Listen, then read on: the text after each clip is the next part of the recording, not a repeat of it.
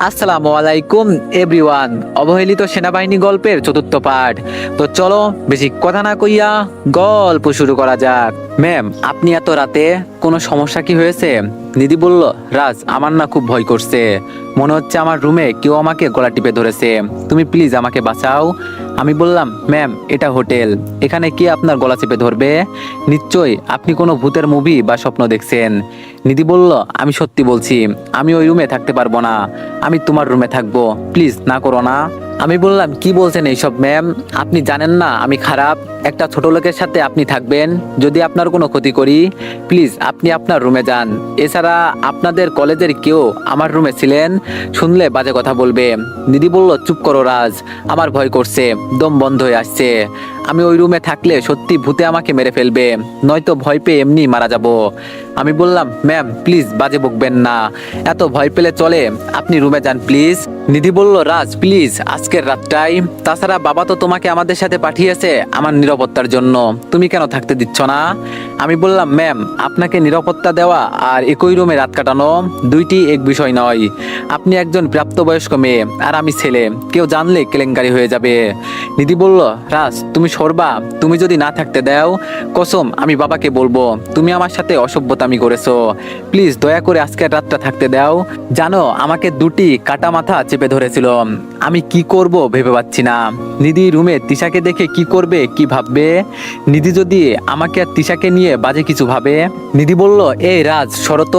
এই বলে নিধি রুমে প্রবেশ করেই চমকে গেল। নিধি তিশাকে এভাবে দেখবে স্বপ্নেও কল্পনা করিনি। আমি মাথা নিচু করে দাঁড়িয়ে আছি। নিধি দেখে তিশার পরনের শাড়ি ঠিক নাই, বুক অনেকটা বের হয়ে আছে। আমার নিজেকে বেকুব মনে হচ্ছে। তখন ওঠার সময় তিশার দিকে ভালো করে খেয়াল করা উচিত ছিল। নিধি বলল, এই কুত্তা, এজন্যই তুই আমার রুমে আসতে দিচ্ছিলি না? যদি তোর কুকর্ম দেখে ফেলি। আরে তোকে তো কিছুটা ভালো মনে করেছিলাম, কিন্তু তুই শেষ পর্যন্ত আমার বৃষ্টির সাথে অসভ্যতামি করলি।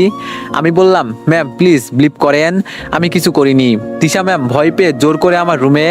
কথাটা শেষ করার আগে গালে থাপ্পড় পড়লো। দিদি বলল, এই ছোট লোকের বাচ্চা, তোর মনে খারাপ চিন্তা তা কি আমি বুঝি না? তুই আমার বান্ধবীর ঘুমের সুযোগে অসভ্যতামি করেছিস, যার প্রমাণ তার শাড়ি ঠিক জায়গায় নেই। আমি বললাম, ম্যাম প্লিজ চিল্লাবেন না, আশেপাশের রুমে কে এইসব দেখলে কি হবে বুঝতে পারছেন? আপনাকে অনুরোধ করছি প্লিজ চুপ করেন, আমি আপনাকে সব বলছি। দিদি বলল, এই তোর মতো চরিত্রহীনের কাছে কি শুনবো আমি? তুই আমার বান্ধবীর সম্মানে হাত দিবি আর আমি তোকে ছেড়ে দিব? কি করে ভাবলি তুই এটা? আমি এখনই হোটেলের ম্যানেজারকে ডাকছি, তোর মুখোশ উন্মোচন করবোই আজ। এই কি আছেন দেখে যান। আমি বললাম, ম্যাডাম প্লিজ চিল্লাবেন না। এই বলে নিধির মুখটা ধরে ফেললাম। নিধি নিজেকে ছাড়ানোর অনেক চেষ্টা করছে, কিন্তু পারছে না। এক পর্যায়ে নিধিকে ধাক্কা দিয়ে বিছানায় শুইয়ে দিলাম। নিধির চোখে মুখে আতঙ্ক বিরাজ করছে। আমি দরজা লাগিয়ে দিয়ে বললাম, এখন যত চিৎকার করার করেন, এখন আপনার চিৎকার এই চার দেওয়ালের মাঝে কেউ শুনবে না। দিদি বলল, এই ছোট লোক, তুই আমার কাছে আসবি না, তুই কাছে আসলে আমি নিজেকে খুন করে ফেলবো। তুই আমার বান্ধবীর সর্বনাশ করে এখন আমার সর্বনাশ করার জন্য আসছিস। তোর থেকে ভূতের কাছে মরাই উত্তম ছিল। আমি বললাম, এই নাটক থামান, অনেক হয়েছে, আর নাটক দেখতে চাই না। একটা কথা বললে আজ খারাপ কিছু হয়ে যাবে।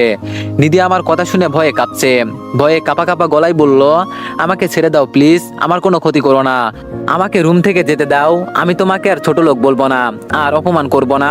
আমি বললাম, চুপ, আপনার কি মনে হয় চুপ থাকেন? তিশা বলল, রাজ কি হয়েছে? তুমি কার সাথে কথা বলো, আর তুমি আমাকে একা রেখে কোথায় গেলে?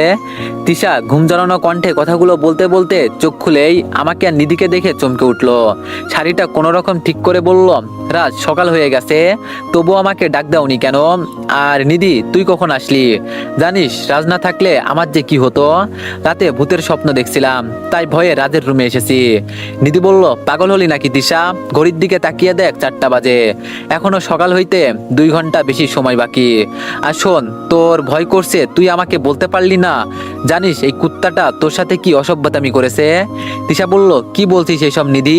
আমি তো কিছুই বুঝতে পারছি না। আর আজকে কেন কুত্তা বলছিস? সে কি করেছে এমন? নিধি বলল, কুত্তা বললে তো কুকুরের অপমান করা হয়, সে তো কুকুরের চেয়েও নিকৃষ্ট। তিশা বলল, কি হয়েছে বল আমাকে, আমি কিছুই বুঝতে পারছি না তো। নিধি বলল, তাহলে শোন কাহিনী। আমি রাত 3:30টার দিকে খুব বাজে স্বপ্ন দেখি। শুধু স্বপ্নই না, মনে হয় বাস্তবেই দুটা কাটা মাথা কাটা হাত আমার গলা চেপে ধরেছিল। আমি ভয় পেয়ে তোকে ফোন দিয়েছিলাম, তোর রুমেও নক করেছি, তুই দরজা খুলিসনি। তাই বাধ্য হয়ে আমি এই ছোট লোকটার রুমে এসে নক করি। তিশা বলল, কি বলছিস এইসব? তুই সত্যি তুই ভূত দেখেছিলি? আমার কিন্তু ভয় করছে, প্লিজ বল না তারপর কি হয়েছে। নিধি বলল, শোন তারপর এই চরিত্রহীনটার কাছে কত অনুরোধ করি, বাট সে তার রুমে আমাকে আসতে না করে, বলে ছেলে মেয়ে একসাথে থাকা যাবে না। কিন্তু তখনও আমার ভয় করছিল, তাই আমি ছোট লোকটাকে ধাক্কা দিয়ে রুমে ঢুকতেই অবাক হয়ে যাই। তুই ফ্লোরে শুয়ে আছিস, তোর শরীরে ঠিকমতো কাপড় নেই, বুক আর নাভি থেকে শাড়ির আঁচল ছড়িয়ে রাখা হয়েছে। জানি না আর কি কি করেছে তোর সাথে। শোন, আজকের রাতটা যাক, তারপরেই চরিত্রহীনটাকে জেলে পাঠাবো। আমার তো ইচ্ছে করছে খুন করে ফেলি। তিশা বলল, নিধি চুপ কর, তুই কি বলছিস এইসব? আর রাজকে কেন গালি দিচ্ছিস? রাজের এখানে এক বিন্দু পরিমাণও দোষ নেই। যদি দোষ করে থাকি তাহলে তা আমি করেছি।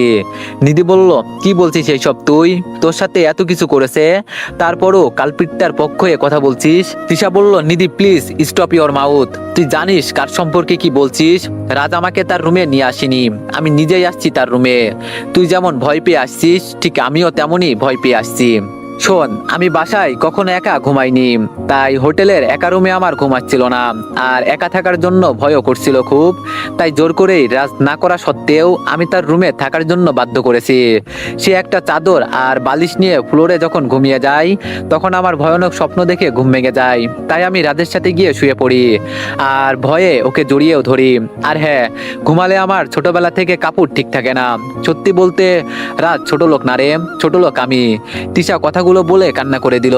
এইদিকে এখনো আমি মাথা নিচু করে দাঁড়িয়ে আছি আর মনে মনে ভাবছি, একটা কুকুরের মূল্য যতটুকু, ততটুকু মূল্য গরিবের ঘরে জন্ম নেওয়ার জন্য আমাদের মতো সাধারণ সৈনিকের নেই। নিজের অজান্তে চোখের পানি গড়িয়ে পড়ল। কোন রকম চোখের পানি ধরে রেখে বললাম, ম্যাম আপনারা দুজন বিছানায় শুয়ে পড়েন, রাত বেশি বাকি নেই, এত দূর জার্নি করে আসছেন, এখন রেস্ট না নিলে কাল ঘুরতে পারবেন না। তিশা বলল, রাজ কিন্তু তোমার সাথে যা হলো। আমি বললাম, তিশা ম্যাম প্লিজ, আমি ওইসব শুনতে চাচ্ছি না, আর আপনি একটা উপকার করবেন। তিশা বলল, কি উপকার বলো। আমি বললাম, আপনার রুমের চাবিটা যেন আপনারা দুই বান্ধবী একই রুমে থাকেন, এতে করে ভূত আসবে না। তিশা বলল, না তুমি এই রুমেই থাকবে। আর শোনো, নিধি আমাকে ভালোবাসে বলেই তাই না বুঝে তোমার সাথে মিসবিহেভ করে ফেলেছে, প্লিজ তুমি কিছু মনে করো না কেমন। আমি বললাম, কি যে বলেন, আমাদের মতো ছোট লোকরা এইসবে কিছু মনে করে না, এইসব আমাদের নিত্যদিনের সঙ্গী। ঘুমান এখন কেমন। সকালবেলা ফজরের আজানের অ্যালার্মে ঘুম ভেঙে যায়। ঘুম থেকে উঠে অজু করে ব্যাগ থেকে জায়নামাজ বের করে রুমের এক কোনায় বিছিয়ে নামাজে দাঁড়িয়ে গেলাম। এইদিকে নিধির ঘুম ভেঙে যায়। ঘুম ভাঙতেই চেয়ে দেখে রাজ নিচে নেই। নিধি বিছানা থেকে উঠে বসতে রুমের কোনায় রাজের মতো কাউকে দেখা যায়। নিধি তাকিয়ে দেখে রাজ নামাজ পড়ছে। নিধির মনে হঠাৎ অনুশোচনা বোধের জন্ম হয়। কিছু না ভেবে আবারও শুয়ে পড়ে। শুয়ে শুয়ে রাতের কথা ভাবতেই তার মনটা খারাপ হয়ে যায়। এই দিকে নামাজ শেষ করে দেখি সকাল 6:30 বাজে। সকাল সকাল সমুদ্র পাড়ে যেতে হবে। তাই তিশাকে কয়েকবার ডাক দিতেই তিশা চোখ খুললো। তিশা চোখ খুলতেই বললাম, আপনারা রেডি হয়ে নেন, সকালে সূর্যোদয় দেখতে পারবেন। তিশা ঘুম থেকে উঠে নিধিকে নিয়ে তাড়াতাড়ি রেডি হয়ে কোনো রকম ব্রেকফাস্ট করেই রওনা দিল সমুদ্র পাড়ে। হোটেল থেকে মিনিট 4 হেঁটেই আমরা সবাই সমুদ্রের পাড়ে চলে আসলাম। সূর্যি মামা সবেমাত্র সমুদ্রের নিচ থেকে উকি দিচ্ছে। নিধির ব্যাচমেটরা ছবি তোলায় ব্যস্ত। আমি তাকিয়ে মুগ্ধ নয়নে দেখছি সৃষ্টিকর্তার এক অপরূপ সৌন্দর্য। তিশা আমার কাছে এসে দাঁড়ালো। আমি তিশার দিকে তাকাতেই সে মুচকে এসে বলল, জানো রাজ, এই সাগরের পাশে যদি একটা ছোট্ট ঘর বাঁধতে পারতাম। আমি বললাম, হ্যাঁ পারবেন, না পাওয়ার কি আছে, টাকা হলে সব সম্ভব। আপনার বাবার তো আর টাকার অভাব নেই। পরের দিন আমরা সবাই কক্সবাজার সমুদ্র সৈকতে কাটালাম। সবাই অনেক মজা করলাম। সন্ধ্যায় সূর্যাস্ত দেখছিলাম। এমন সময় নিধি পাশে এসে দাঁড়ালো। আমি দেখেও না দেখার ভান করলাম।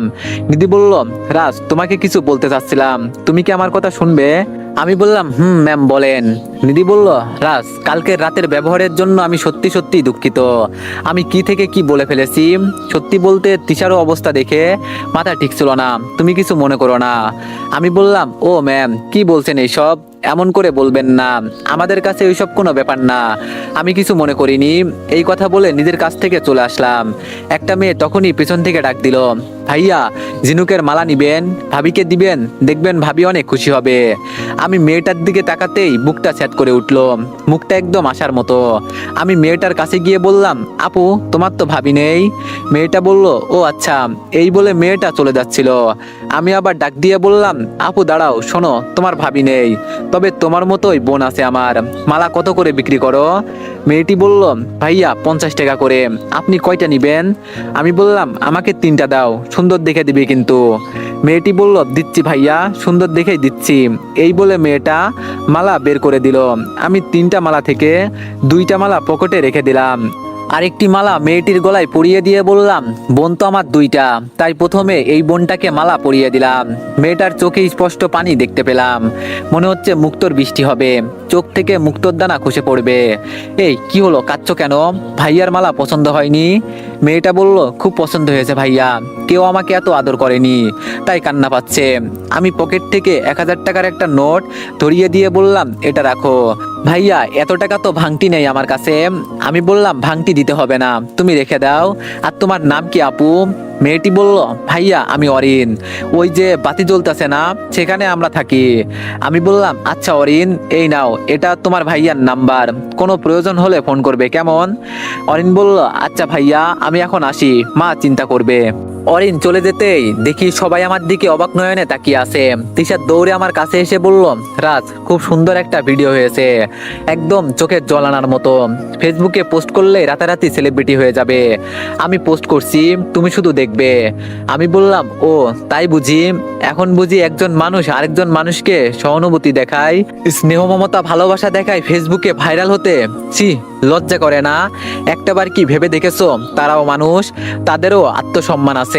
তোমাদের মতো বড় লোকেরা সব পারে, মানুষকে সাহায্য করে ফেসবুকে সেলিব্রিটি মানুষের কাছে বড় মানুষ হওয়ার জন্য। শোনো, যা কিছুই আমি করি আল্লাহকে সন্তুষ্ট করার জন্য, তাই ভিডিওটা ডিলিট করে দিও। আর চলো, বেলা ডুবে গেছে। সবাইকে নিয়ে হোটেলে ব্যাক করলাম। রাতটা হোটেলে কাটিয়ে পরের দিন আমরা রওনা দিলাম সেন্ট মার্টিন উদ্দেশ্যে। সেন্ট মার্টিন বাংলাদেশের একমাত্র প্রবাল দ্বীপ, যা দেশের মূল ভূখণ্ডের সর্ব দক্ষিণে এবং কক্সবাজার জেলা শহর থেকে 120 কিলোমিটার দূরে 17 বর্গ কিলোমিটারের একটি ক্ষুদ্র দ্বীপ। স্থানীয় ভাষায় সেন্ট মার্টিনকে নারিকেলের জিঞ্জিরও বলে ডাকা হয়। অপরূপ প্রাকৃতিক সৌন্দর্য মণ্ডিত এই দ্বীপটি বাংলাদেশের অন্যতম পর্যটন স্থান হিসাবে জায়গা করে নিয়েছে। সেখানে পৌঁছাতে আমার সকাল 10টা বেজে গেল। আমরা পালতোলা নৌকা করে রওনা দিলাম, একটা গ্রুপ। কি সুন্দর অপরূপ দৃশ্য। আমাদের সারাটা দিন সেখানে কাটে আনন্দ উল্লাসে। সন্ধ্যায় সবাই মিলে সেখানে ছোট্টখাট্ট একটা পার্টির আয়োজন করা হলো। রাত 10টা হবে, এমন সময় কাপল নাচ করছে। তিশা আমাকে বলল, চলো রাজ, আমরা দুজনে নৃত্য করি। আমি বললাম, তিশা আমি এসব পারি না, তোমরা এনজয় করো, আমি বরং দর্শক হয়ে দেখি। আমার কথা শুনে নিধি বলল, এই তিশা শোন, কাকে কি বলছিস? বিড়াল দিয়ে কখনো হাল চাষ হয়? ও করবে কাপল নাচ? বলেই হেসে দিল। আমি সেখানে কিছু না বলে বেঞ্চের একপাশে গিয়ে বসে পড়লাম। রাত 11টায় পার্টি শেষে সেখানে স্থায়ী একটা হোটেলে উঠি। পরের দিন ঘুম ভাঙে তিশার ফোনে। ফোন রিসিভ করতেই তিশা বলে, রাজ নিধিকে হোটেলে পাওয়া যাচ্ছে না। আমি বললাম, কি বলছে এইসব? ওকে ফোন দিয়েছিলে? তিশা বলল, হ্যাঁ দিয়েছিলাম, ফোন অফ। আমার কিন্তু টেনশন হচ্ছে। আমি বললাম, আচ্ছা তুমি চিন্তা করো না, আমি দেখছি। ফোনটা রেখে হোটেল থেকে বের হয়ে পড়লাম। বারবার ফোন দিচ্ছি, ফোন সুইচ অফ শোনাচ্ছে। এক পর্যায়ে সমুদ্রের পাড়ের কাছাকাছি রাখা নৌকা থেকে নিধির চিৎকার শুনে দৌড়ে গিয়ে দেখি নিধির সাথে 3টা ছেলে অসভ্যতামি করছে।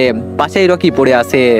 আমাকে দেখে তাদের মধ্যে একটা ছেলে বলল, এই দিকে আসলে একদম ছুরি চালিয়ে দিব, যেখানে আছিস ওখান থেকে চলে যা বেঁচে থাকতে চাইলে। আমি কোমরে থাকা রাইফেলটা বের করে ফায়ার করার আগেই ওরা পালিয়ে চলে গেল। নিধি ভয়ে কাঁপছে। তার গায়ে আমার শার্টটা জড়িয়ে দিয়ে গালে ঠাস করে চড় বসিয়ে দিলাম আর বললাম, এখানে এত সকালে আসছো কেন? এখন যদি কিছু হয়ে যেত? রকি বলল, এই তোর সাহস কি করে হয় নিধির গায়ে হাত তোলার? নিধি আমার সাথে এসেছে, ভাবছি ভোরে স্নিগ্ধতা একটু ঘুরবো। আমি বললাম, এই তুমি চুপ করো, এখন যদি ওর কিছু হয়ে যেত? জানো মেয়েদের সবচেয়ে মূল্যবান সম্পদ কি? তার সতীত্ব। আর তুমি এখানে দাঁড়িয়ে দাঁড়িয়ে তামাশা দেখছিলে। রকি বলল, তোর মতো ছোট লোকের কাছে আমার কৈফিয়ত দিতে হবে? ওদের হাতে চাকু ছিল, আমি কম চেষ্টা করেছি কি? নিধি বলল, এই ছোট লোক, আমার ফ্রেন্ডের সাথে এমন ব্যবহার করতেছিস কেন? আর আমার গায়ে হাত তোলার সাহস কি করে হয় তোর? আর ও কি জানে এমন পরিস্থিতি হবে? আর তোকে আমার বডিগার্ড হিসাবে পাঠিয়েছে, এটা মনে রাখিস। সো গার্ডের মতো থাকবি। রকি চলো তো, আমি বোকার মতো দাঁড়িয়ে আছি, বুঝতে পারছি না মানুষ এমন কেমন করে হয়, বাঁচানোর পরও উল্টা এমন করে। এইদিকে হোটেলে ফিরেই নিধি তিশাকে জড়িয়ে ধরে কাঁদতে লাগে। কাঁদতে কাঁদতে সকালে ঘটে যাওয়া সব ঘটনা বলে দেয়। তিশা আমাকে অনুরোধ করে এই ঘটনা যেন স্যার না জানে, আমাদের চারজনের মাঝেই সীমাবদ্ধ থাকে।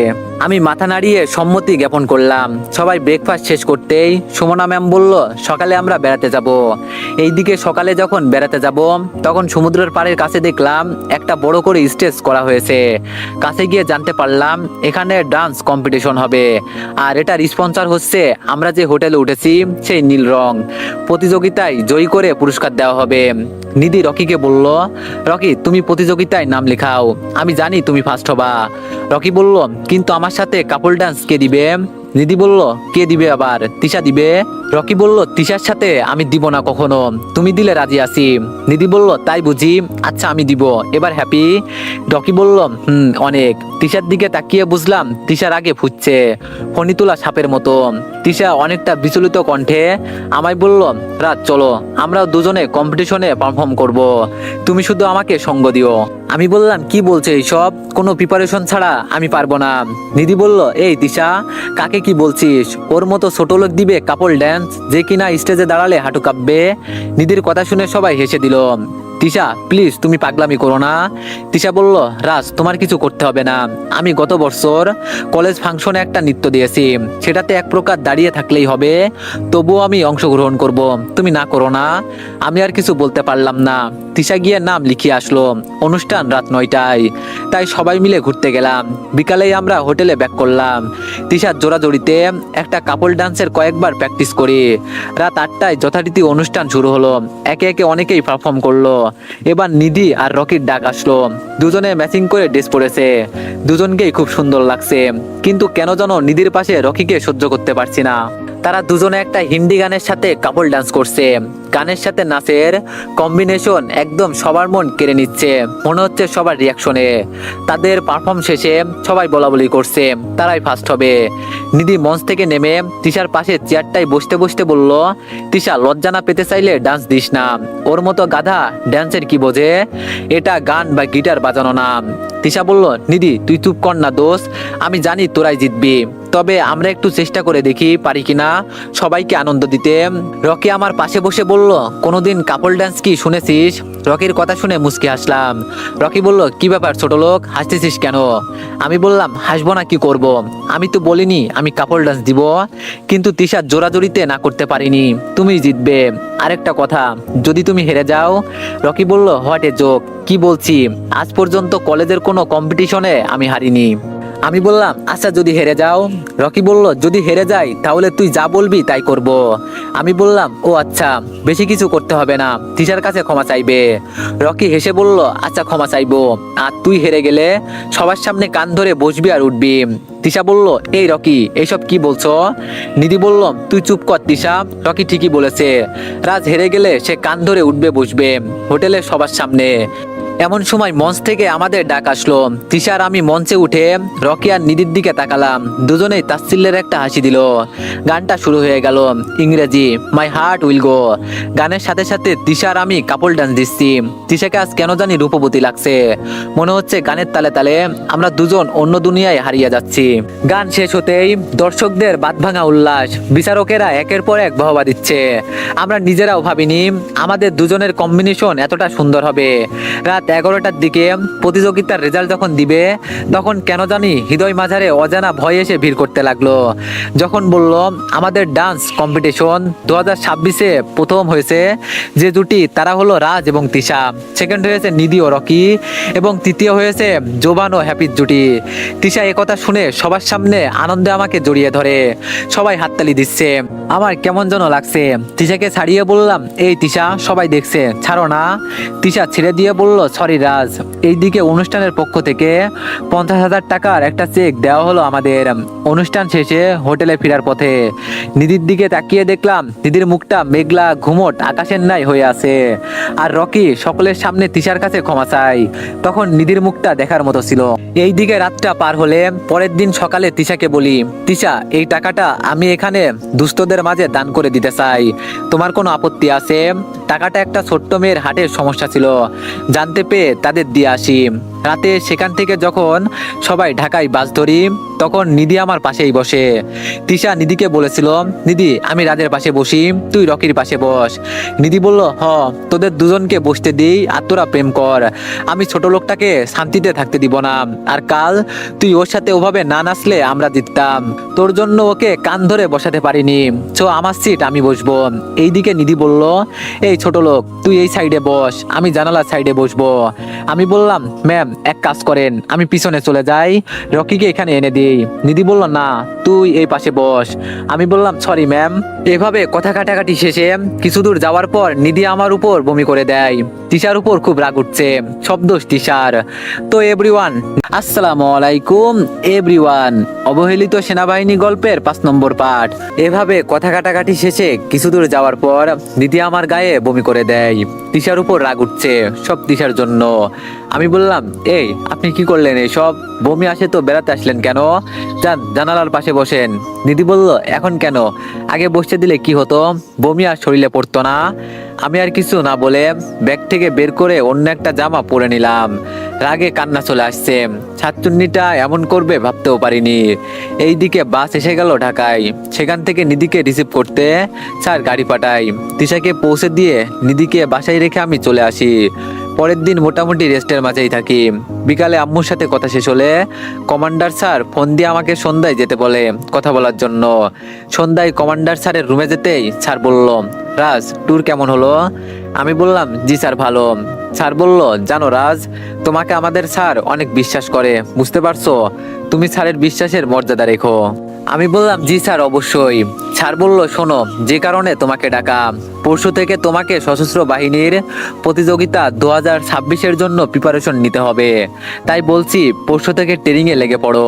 এবার কিন্তু আমাদের টিমকে বেশি মেডেল নিতেই হবে। এছাড়া টাঙ্গাইল ক্যান্টনমেন্টে স্পেশাল ফোর্স রয়েছে। আমি বললাম, জি স্যার ইনশাল্লাহ। স্যার বলল, আচ্ছা যাও তাহলে। আমি স্যারের রুম থেকে বের হয়ে হাঁটছি, এমন সময় অচেনা নাম্বার থেকে কল আসলো। ধরলাম না, রুমে শুয়ে আছি। কয়েকবার রিং হতেই ফোনটা রিসিভ করতেই ওপাশ থেকে বলল, রাজ কেমন আছো? আমি বললাম, আপনি কে? আপনাকে তো চিনতে পারলাম না। আমাকে চেননি? আমি তামান্না। আমি বললাম, ও আচ্ছা, কিসের জন্য ফোন দিয়েছেন জানতে পারি?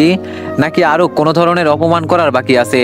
তামান্না বলল, রাজ প্লিজ সেই দিনের কথা তুলছো কেন? আমি সত্যি লজ্জিত। আমি বললাম, আচ্ছা বাদ দেন, আপনি আরো কোনো কথা আছে? নয়তো ফোন রাখলাম। তামান্না বলল, রাজ প্লিজ ফোন রেখো না, আমি তোমার সাথে মিট করতে চাই। আমি বললাম, সরি আমার সময় নেই, আর আপনার সাথে দেখা করার কোনো প্রশ্নই আসে না। তামান্না বলল, আমাকে এখনো ঘৃণা করো তুমি? আমাকে এখনো ক্ষমা করনি? আমি বললাম, না, আপনাকে ঘৃণা করব কেন? আমি কাউকে ঘৃণা করি না, আর আমি আপনাকে সেই দিনই ক্ষমা করেছি। এখন আপনার কাছে অনুরোধ, আপনি আর কোনোদিন আমার নাম্বারে ফোন দিবেন না বা আমার সাথে কোনোদিন যোগাযোগ করবেন না। তামান্না বলল, রাজ প্লিজ আর কোনোদিন তোমাকে বিরক্ত করব না, শুধু আমাকে 1 ঘন্টা সময় দাও, কাল তো শুক্রবার, প্লিজ না করো না। আমি বললাম, আচ্ছা ঠিক আছে, কাল ক্যাফেতে দেখা হবে বিকাল 3টায়। তামান্না বলল, সত্যি বলছো তুমি আমার সাথে মিট করবে? আমি বললাম, হ্যাঁ, মিথ্যা কেন বলবো। এখন ডাকছি। ফোনটা রেখে এশার নামাজ পড়ে ফেসবুক আইডি অন করতেই দেখি একটা মেয়ের অনেকগুলো মেসেজ।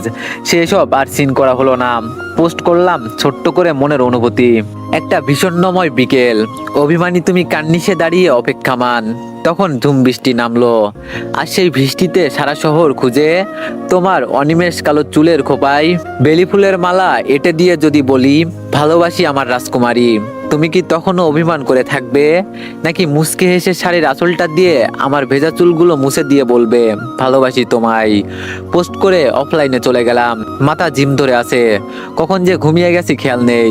পরের দিন বিকালে নীল পাঞ্জাবিটা গায়ে চেপে রওনা দিই ক্যাফের উদ্দেশ্যে। ক্যাফের ভিতরে যেতেই দেখি কোনো একটা মেয়ে কালো পাড়ের নীল তাঁতের শাড়ি পরে বসে আছে। মেয়েটাকে দূর থেকে দেখেও চিনতে অসুবিধা হলো না, এটা তামান্না। যতই পা বাড়াচ্ছি ততই বুকের ভেতরটা কেমন যেন করে উঠছে। অতীতের কথাগুলো এখনো মনে পড়ছে। তামান্নার পাশে গিয়ে বসতে সে বলল, আসতে কোনো কষ্ট হয়নি তো তোমার? আমি বললাম না, কি জন্য ডেকেছো? তামান্না বলল, রাজ সরি সেই দিনের জন্য, সেই দিন আমি বুঝতে পারিনি। আমি বললাম বাদ দাও না তামান্না, বলো কি অর্ডার করব। আমি স্পষ্ট দেখতে পেলাম তামান্না কাঁদছে, তার চোখের পানি মুছে দেওয়ার শক্তিও আমার নেই। তামান্নার দিকে তাকিয়ে হারিয়ে গেলাম অতীতে।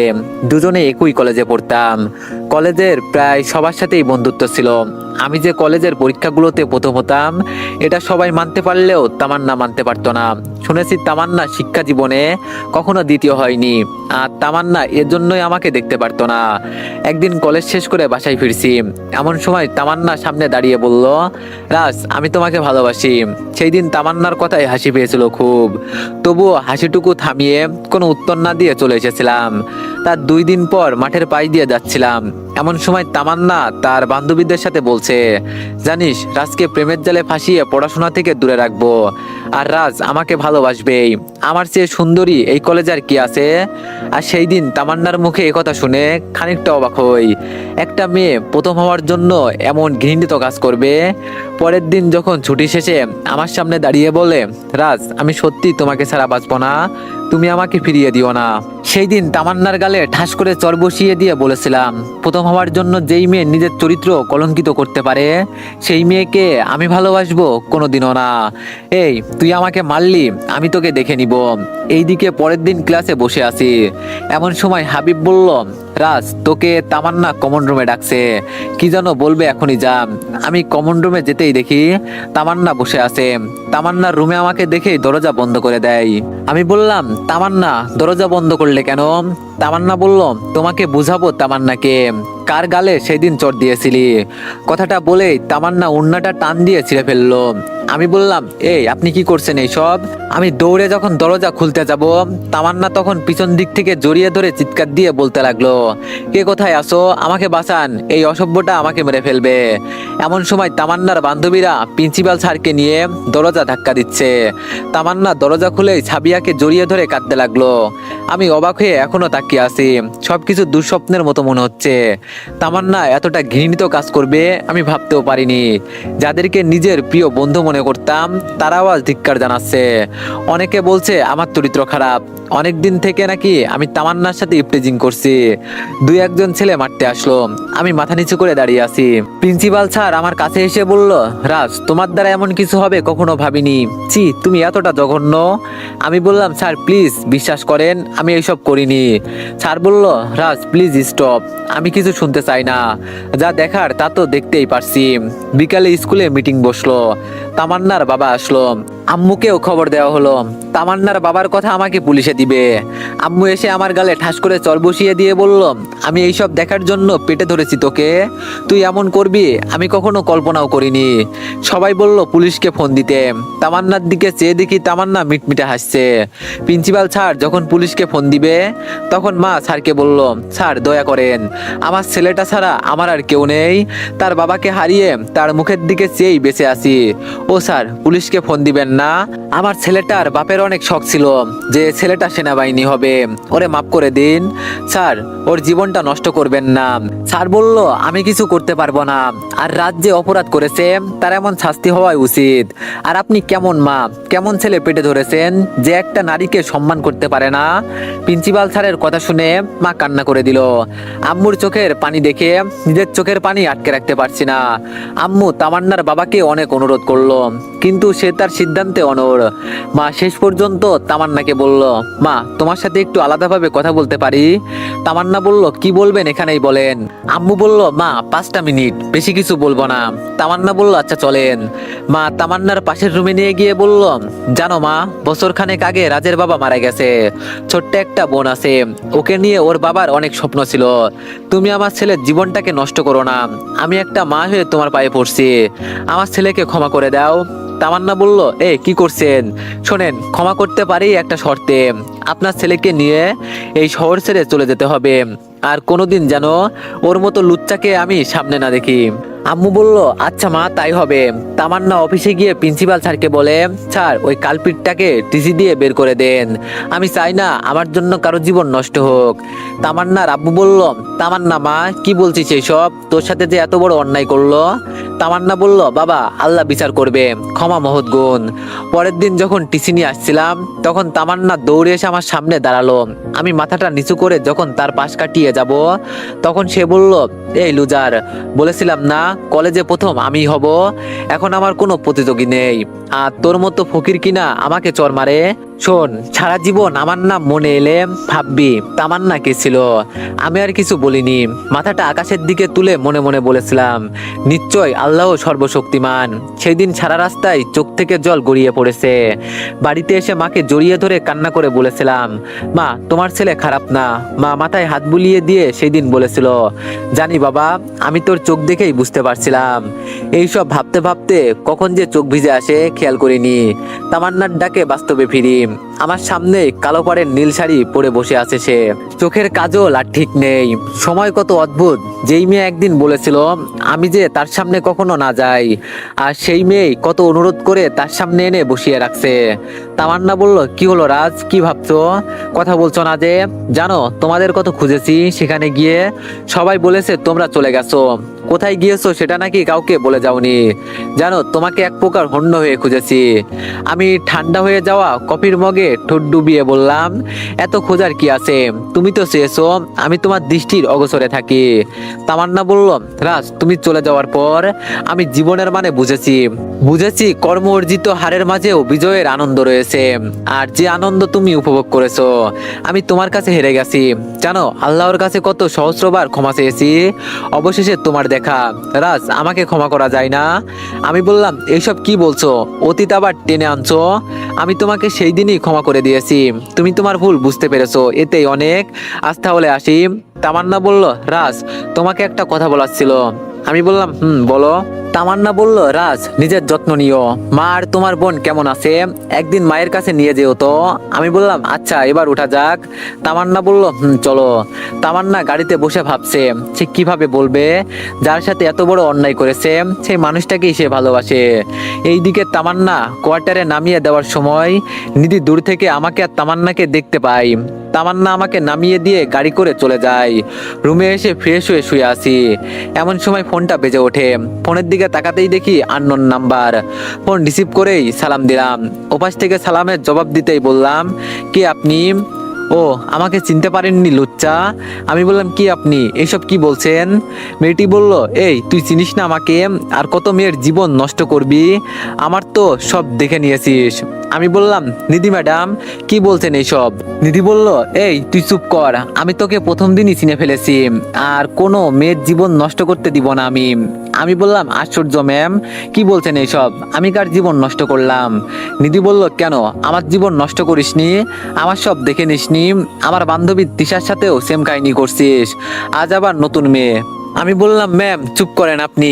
নিধি বলল, এই নেকা সাজবি না, আজকে মেয়েটাকে যে নামিয়ে দিলি আমি বুঝি দেখিনি? মেয়েটা তোকে টাটা দিয়েছিল। আমি বললাম, আপনি চুপ করবেন, নিজের মতো সবাইকে মনে করেন, বলে ফোনটা কেটে দিলাম। মাথাটা ব্যথা করছে। এইদিকে পরের দিন রেজাল্ট বের হলো। আলহামদুলিল্লাহ, পদোন্নতি হয়েছে। মাকে ফোন করে খুশির খবরটা জানালাম, সাথে মাকে বললাম দোয়া করতে। সামনে সশস্ত্র বাহিনীর অনির্বাণ সামনে রেখে প্রতিযোগিতা। এইদিকে কয়েকদিন পর সশস্ত্র বাহিনীর প্রতিযোগিতা শুরু হয়। হয়। শুরু হয় আমাদের মাঠের পরিশ্রমের ফলাফলের চিত্র। আমাদের বেঙ্গল রেজিমেন্টের প্রতিযোগিতা গৌরব অর্জন করে। সাথে আমার পোশাকে কর্নেলের ব্যাজ লাগিয়ে দেওয়া হয়। আনন্দে সেই দিন আমার চোখ দিয়ে পানি আসার উপক্রম। সৃষ্টিকর্তার কাছে আমরা যা চাই তিনি আমাদের তার চেয়ে বেশি দেয়, যদি আমরা সততা নিষ্ঠার সাথে চেষ্টা করতে পারি। সেই দিনটা আমার কাছে বিশেষ মর্যাদার ছিল। আমরা স্যারের কথা রাখতে পারছিলাম। প্রতিযোগিতার পরের দিন নিধি তার বাবাকে বলল, বাবা আমি একটু বের হতে চাই, তিশা ফোন করেছিল। নিধির বাবা বলল, আমি বলে দিচ্ছি তোকে ড্রাইভার নিয়ে যাবে। নিধি বলল, না বাবা ড্রাইভার নয়, আমি রাজকে নিয়ে যেতে চাই। নিধির বাবা বলল, নিধি রাজ এখন কর্নেল, তোমার সিকিউরিটি নয়, সো তাকে কিভাবে বলবো, তার কাজ এটা না। নিধি বলল, বাবা আমি যা বলছি তাই, তুমি রাজকে বলো, রাজ ঠিক শুনবে, প্লিজ বাবা না করো না। নিধির বাবা বলল, আচ্ছা আমি রাজকে বলে দিচ্ছি, তুই রেডি হয়ে নে। নিধি রুমে এসে তিশাকে ফোন দিয়ে বলল, আমি রাজকে নিয়ে আসছি, তোর কথা যেন ঠিক থাকে, সব বান্ধবীদের ট্রিট দিবি। তিশা বলল, সত্যি নিয়ে আসছিস, তাহলে মধুবন রেস্টুরেন্টে নিয়ে আয়। নিধি বলল, আচ্ছা ঠিক আছে, তুই রেডি থাকিস। নিধি রেডি হয়ে রুম থেকে বের না হতেই আমি গাড়ি নিয়ে বাসার সামনে দাঁড়ালাম। নিধি গাড়ি দেখেই তাড়াহুড়ো করে নিচে নেমে বলল, এই ছোট লোক, আমাকে মধুবন রেস্টুরেন্টে নিয়ে যা। আর হ্যাঁ, একটা কথা মনে রাখিস, তুই যদি সেনাপ্রধানও হোস তবুও আমার কাছে ছোট লোকই থাকবি, যার চরিত্রর কোনো ঠিক নেই। নিধির কথা শুনে মুচকে আসলাম। গাড়ি করে নিধিকে যখন রেস্টুরেন্টে নামিয়ে দিয়ে এসে পড়বো এমন সময় তিশা বলল, রাজ কোথায় যাচ্ছ, ভিতরে আসো। তিশার কথা শুনে নিধি অনেকটা অবাক হয়ে বলল, কি হচ্ছে তিশা, ছোট লোকটা কেন ভিতরে যাবে? তিশা বলল, নিধি চুপ কর না দোষ, নাবিলা, ঈশিতা, অহনা সবাই এসেছে, সো লেট করিস না, তোদের যা ইচ্ছা আজ খাওয়াবো, আজ আমি অনেক হ্যাপি। নিধি অবাক হয়ে দাঁড়িয়ে আছে, কি হচ্ছে বুঝতে পারছে না। নিধি তিশার আমাকে নিয়ে রেস্টুরেন্টের পার্টির রুমে নিয়ে গেল। রুমটা খুব সুন্দর করে সাজানো। আমি যেতেই তিশা আমার হাতটা ধরে বলল, হ্যালো গায়েস, আজ পার্টি হচ্ছে আমার বন্ধু রাজের জন্য। সে চাকরি জীবনে পদোন্নতি পেয়েছে, আর সাথে সশস্ত্র বাহিনীর প্রতিযোগিতায় তার রেজিমেন্টে প্রথম হয়েছে। আজ আমরা সবাই আনন্দ করব, আর এই খুশির দিনে রাজ আমাদের গান শোনাবে। তিশার কথা শুনে নিধির গা জ্বলছে। তিশা শেষ পর্যন্ত এই চরিত্রহীনটার জন্য এত বড় আয়োজন করলো। তিশা হয়তো জানে না সে কি করেছে। কি হলো রাজ, কেক কাটো। আমি ভাবতেও পারিনি আমার জন্য এমন কিছু অপেক্ষা করবে। কেকটা কেটে তিশাকে খাইয়ে দিলাম। তিশা সেই কেকটাই আমাকেও খাইয়ে দিল। নিধির দিকে তাকিয়ে দেখি নিধির চোখ দিয়ে আগুন বেরোচ্ছে, মনে হচ্ছে আমাকে কাঁচা খেয়ে ফেলবে। তিশা বলল, রাজ নিধিকেও খাইয়ে দাও। আমি নিধিকে যখন খাইয়ে দিব তখন নিধি কেকটা না খেয়ে কেকটা পায়ের নিচে পিষে ফেললো। রুমটা মুহূর্তেই নীরব থেকে আরো নিস্তব্ধ হয়ে গেল। সবাই অবাক হয়ে নিধির দিকে তাকিয়ে আছে। তিশা নিধির এমন কর্মকাণ্ডে রাগান্বিত হয়ে বলল, নিধি তুই কেকটা ফেলে দিলি কেন? নিধি বলল, ফেলবো না তো কি করব, একটা ছোট লোকের হাতে আমি কেক খাবো, আর তুই এমন করবি জানলে আমি কোনোদিনও আসতাম না। নিধি রাগ করে একাই চলে যাওয়ার জন্য বের হলে নিধির সাথে সাথে আমিও যখন বের হতে যাব তখন তিশা বলল, রাজ তুমি কোথায় যাচ্ছ? আমি বললাম, তিশা আমার যেতে হবে, স্যার আমাকে তার মেয়ের প্রোটেক্ট করার জন্য পাঠিয়েছে, রাস্তায় কিছু হলে আমাকেই সাফার করতে হবে, তুমি পারলে নিধিকে আটকাও। তিশা দৌড়ে গিয়ে নিধির সামনে দাঁড়ায়, এই নিধি যাস না প্লিজ, কত কষ্ট করে পার্টিটা দিয়েছি। নিধি বলল, তিশা আমার সামনে থেকে সর। এই বলে যখন ধাক্কা দিয়ে সরাতে যাবে তিশা নিজের রাগকে কন্ট্রোল করতে না পেরে নিধির গালে ঠাস করে চর বসিয়ে দিয়ে বলে, ছি, তোকে বন্ধু ভাবতেও লজ্জা করছে আমার, আজ থেকে আমার কোনো বন্ধু নেই। এই বলে তিশা চলে যায়। আমি গাড়িতে উঠতে গেলে নিধি চিৎকার দিয়ে বলে, এই ছোট লোক, তুই আমার গাড়িতে উঠবি না, তুই তিশার কাছে যা, চরিত্রহীন লুফার কোথাকার। এই বলে গাড়ি নিয়ে চলে যায়। তার 2 দিন পর সিনহা স্যার আমাকে তার বাসায় যেতে বলে। বিকালে স্যারের বাসায় গেলে স্যার বলে, রাজ তোমাকে একটা কথা বলতে চাই। আমি বললাম, জি স্যার বলেন। স্যার বলল, আজ স্যার হিসাবে না, আশা করি তুমি না করবে না। আমি বললাম, কি বলছেন স্যার, বুঝতে পারছি না। স্যার বলল, রাজ আমি চাচ্ছি আমার মা হারা মেয়েটাকে তোমার হাতে তুলে দিতে। গ্রাম থেকে তোমার মা আর বোনকে নিয়ে আসো, আমি তোমার মায়ের সাথে বাকি সব কথা বলে ঠিক করব। আমি বললাম, কিন্তু স্যার নিধি। স্যার বলল, তোমার ওইসব ভাবতে হবে না, নিধি না করবে না, আমি আমার মেয়েকে চিনি, তোমার মায়ের নাম্বারটা দাও। এইদিকে স্যার পরের দিন আম্মুর সাথে কথা বলে সব ঠিক করে ফেলে। আম্মুর কাছে শুনি নিধি ওই বিয়েতে রাজি। আমি আম্মুর কথা শুনে বিস্মিত হয়ে যাই, যে মেয়েটা আমার নাম শুনতে পারতো না সেই নাকি বিয়েতে রাজি। কিন্তু 2 দিন পরেই বিয়ে মানতে পারছিলাম না। তবুও কি করার, মায়ের হুকুম। বিয়েটা হয়ে যায়। তিশা বিয়েতে আসেনি, হয়তো অভিমান নয়তো রাগে। আজ আমাদের বাসর রাত, ফুলে ফুল সাজানো রুমটা, বিছানায় শত ফুলের মাঝে আরেকটা ফুল বসে আছে। আমি দরজা বন্ধ করে বিছানায় বসে ঘুমটাটা সরাতেই নিধি ফলকাটা ছুরি বের করে বলল, তুই যদি আমাকে স্পর্শ করিস তাহলে আমি এই ছুরি গলায় চালিয়ে দিব। আমি বললাম, নিধি কি বলছে এইসব? নিধি বলল, যা বলছি সত্যি বলছি। তুই কি মনে করছিস তোর মতো ছোট লোককে আমি স্বামী হিসাবে মেনে নিব? কোনোদিনও না। সারা দুনিয়ার মানুষ জানবে আমরা স্বামী স্ত্রী, বাট আমি আর তুই ছাড়া। আচ্ছা, কি করে ভাবলি তোর মতো ছোট লোককে আমি এমনি এমনি বিয়ে করব? আমি বললাম, তাহলে কেন বিয়ে করছেন? নিধি বলল, খুব সাধারণ। তিশা তোকে ভালোবাসে বলেছে, আর তোকে ভালোবাসে বলে পার্টির আয়োজন করেছে, আমাকে বোকা বানিয়েছে, তোকে সেখানে নিয়ে গেছে। আর তুই কি করে মনে করছিস তিশার চরের জবাব আমি দিব না? সেই দিন তিশাকে আমি কিছু বলিনি, বাসায় এসে বাবাকে বলেছিলাম, বাবাও না করেনি। নিধির কথা শুনে মাথাটা কেমন যেন ঘুরছে। মেয়ে মানুষ এতটা নিচু হতে পারে? নিধিকে না দেখলে অজানা থেকে যেত। নিধি বলল, কি হলো? এই নিয়ে বালিশ আর চাদর ফ্লোরে ঘুমাবি। আমি বালিশ আর চাদরটা রেখে বাইরে বের হলাম। অজু করে 2 রাকাত নামাজ পড়ে শুয়ে শুয়ে ভাবছি, কি এমন ক্ষতি করেছি যার কারণে ফুলসজ্জার রাতে এমন হলো। এইদিকে খোলা জানালার কাচ ভেদ করে চাঁদের আলো নিধির মুখে এসে পড়েছে। চাঁদের আলোতে নিধিকে আরো বেশি সুন্দর লাগছে। ঘুমন্ত অবস্থায় তাকে নিষ্পাপ কাঠগোলাপের মতো লাগছে। যে কেউ প্রথম দেখায় তাকে ভালোবেসে ফেলবে, আমিও ব্যতিক্রম নই। যখন আল্লাহ তাআলার পবিত্র কালামকে সাক্ষী রেখে বিয়ে করেছি, তখনই নিধিকে ভালোবেসে ফেলেছি। অজানা এক মায়ার বন্ধনে নিজেকে আবদ্ধ করে ফেলেছি। এইসব ভাবতে ভাবতে কখন যে দু চোখে ঘুম এসে যায়। সকালে ঘুম ভাঙে ফজরের আজান শুনে। নামাজ পড়তে ওঠার সময় নিধিকে ডাক দিয়ে বললাম, নামাজ পড়বেন? নিধি কোনো শব্দ করলো না। তাই আমি নিজেই নামাজ শেষ করে এসে দেখি নিধির কাপড় ঠিক নেই, এখনো ঘুমাচ্ছে। ডাক দিলাম, শুনলো না। তাই আমি নিজেই যখন নিধির শাড়িটা ঠিক করতে গিয়েছি, শাড়িটা ধরতেই যাব, তার আগেই ঘুম ভেঙে যায়। নিধি এই অবস্থায় আমাকে দেখে চিৎকার দিয়ে বলে ওঠে, এই চরিত্রহীন, কি করছিস আমার সাথে? আমি বললাম, ম্যাম আপনার শাড়ি ঠিক জায়গায় নেই, এই অবস্থায় কেউ যদি দেখে ফেলে। নিধি বলল, এই দেখলে দেখুক, তবুও তুই আমার শাড়ি টাচ করবি না। তুই ওইসব করার জন্য আমার কাছে আসছিলি? এই বলে নিধি কান্না করে দিল। আমি বললাম, ম্যাম ভুল বুঝছেন, তাছাড়া আপনার শাড়ি ঠিক করার অধিকার স্বামী হিসাবে আমার আছে। নিধি বলল, এই চুপ, আরেকবার ওই কথা মুখে আনবি না। তুই কি বলছিস? কবুল বললে আমি তোর হয়ে যাব, আমার উপর অধিকার ফলাতে আসবি না বলে দিলাম। আমি বললাম, আচ্ছা। সকাল হয়ে গেছে, এবার উঠে গোসল করে নেন। আমাদের বিষয়টা যেন আমাদের বেডরুম পর্যন্তই থাকে। এইদিকে গোসল শেষ করে রুমে এসে দেখি নিধি রুমে নেই।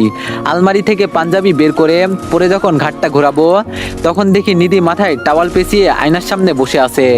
মন চাচ্ছে পিছন থেকে গিয়ে জড়িয়ে ধরি। নিধি আর চোখে আমার দিকে তাকাতেই রুম থেকে বের হয়ে গেলাম। আশা এসে নিধিকে নিয়ে গেল। ননদ ভাবির রসায়ন বুঝতে পারছি না। একদিকে নিধি আশাকে আপন করে নিয়েছে, আমি বুঝি না আমার সাথে নিধির কেন এত শত্রুতা। 2 দিন এভাবেই চললে 3য় দিন হঠাৎ ফোনটা বেজে উঠলো। ফোন রিসিভ করতেই তিশা বলল, রাজ তোমার সাথে আমার কিছু কথা ছিল, তুমি কি আমার সাথে আজ বিকেলে দেখা করতে পারবে? প্লিজ না করো না। আমি বললাম, তিশা বাসায় মেহমান, যাই কিভাবে বলো, তুমি বরং বাসায় আসো। নিধির বাবা বিয়েতে আসতে বললো, তাও তো আসলে না। তিশা বলল, রাজ নিধির সাথে ওরকম ঝামেলা হওয়ার পর কিভাবে যাই বলো? এছাড়া আম্মু অসুস্থ ছিল তোমার বিয়ের দিন। তুমি আজ বিকেলে আসো না পার্কে, জাস্ট 1 ঘন্টা। আমি বললাম, আচ্ছা ঠিক আছে, 4টায় যাব।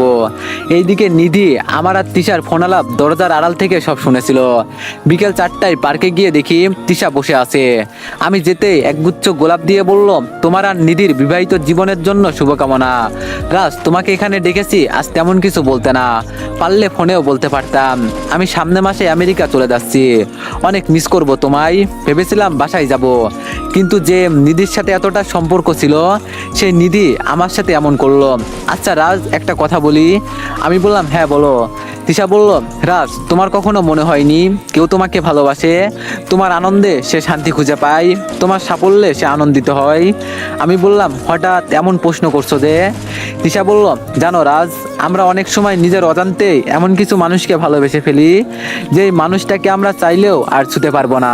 আমি বললাম, তুমি কাউকে ভালোবাসো বুঝি? কই, কখনো তো বলনি। কে সে? তিশা বলল, হ্যাঁ ভালোবাসি, বাকি জীবনটাও ভালোবাসবো। তবে কে সে এখন বলতে পারবো না, একদিন সময় হলে সব বলবো। তোমার সাথে জানি না আর সামনাসামনি কথা হবে কিনা, তাই বলে দিলাম। তিশা বলল, ফুলটা কি আমার হাতেই থাকবে, নিবে না? তিশার হাত থেকে ফুলটা যখন নিতে যাব, ঠিক তখনই পেছন থেকে নিধি বলে উঠলো, বাহ, পার্কে প্রেম হচ্ছে। আগে বলতেন প্রেম করার জন্য আমার বেড ছেড়ে দিতাম, ঘরে 3 দিনের বিয়ে করা স্ত্রী রেখে পার্কে প্রেম করা হচ্ছে। সি, মানুষ চরিত্রহীন হলে এতটা হয়, জানা ছিল না। তো এভরিওয়ান, নেক্সট পার্টের জন্য সবাই একটু বেশি বেশি লাইক আর একটা করে কমেন্ট করে দিও। ধন্যবাদ।